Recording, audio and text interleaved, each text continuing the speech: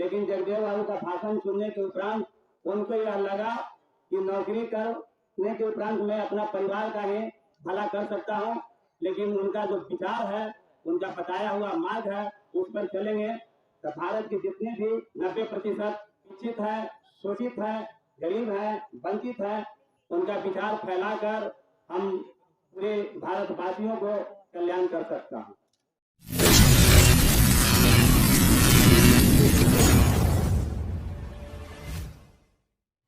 आज हम लोग सबसे पहले अम्बेडकर जी के आभार व्यक्त करता हूं, इस कार्यक्रम का आयोजन किया, उनके पूरे परिवार का मैं आभार व्यक्त करता हूं एवं इस मोहल्ले के बुद्धिजीवी क्रांतिकारी साथियों, भाइयों, बहनों, माताओं को भी अभिनंदन दिल से करता हूं कि आप लोगों ने इन्हें सहयोग किया और भविष्य में सहयोग करते रहेंगे, क्योंकि रघुनीराम शास्त्री जी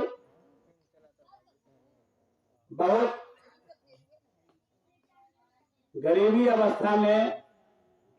जैसा कि मैं जीवनी उनका पढ़ता हूं तो लगता है कि भाई हम लोगों के लिए वो मसीहा के रूप में यहाँ इस धरती पर, बुद्ध के धरती पर, बिहार के धरती पर पैदा हुए थे। इनका पार कर करके भी पढ़ाई किया और राष्ट्रपति से पुरस्कार किया पाए, और उन्होंने नौकरी लग गया था शायद, लेकिन जगदेव बाबू का भाषण सुनने के उपरांत उनको यह लगा कि नौकरी करने के उपरांत मैं अपना परिवार का ही भला कर सकता हूं, लेकिन उनका जो विचार है, उनका बताया हुआ मार्ग है, उस पर चलेंगे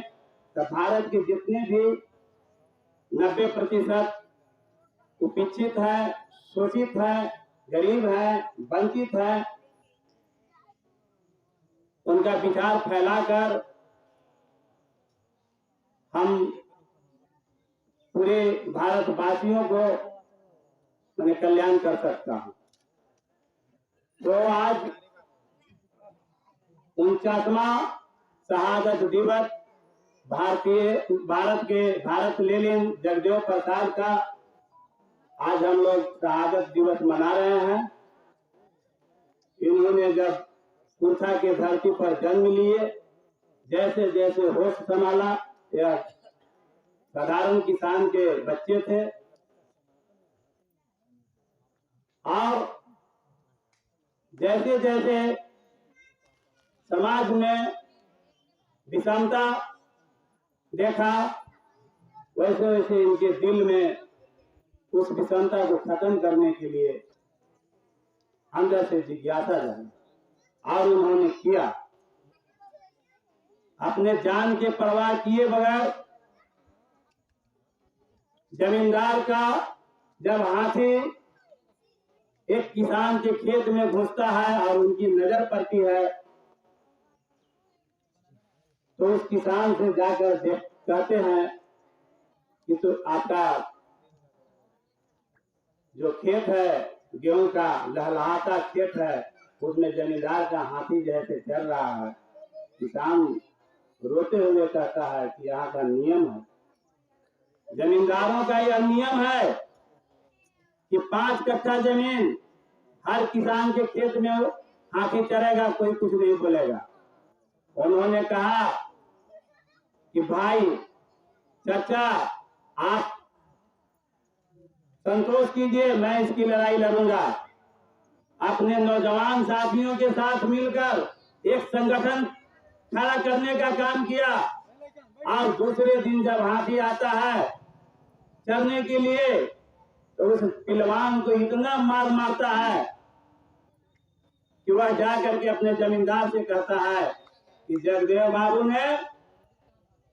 हमें ऐसा मार मारा कि जिंदगी भर मैं भूलूंगा नहीं। लेकिन जमींदार भी होशियार था, उसने बगावत नहीं किया और उस दिन से हाथी चरवाने के लिए गेहूं में भेजा नहीं करते थे। किसान का पहला लड़ाई जगदेव प्रसाद ने लड़ा था। कुछ दिनों के बाद उनके पिताजी घर में रोगी होकर मर जाते हैं।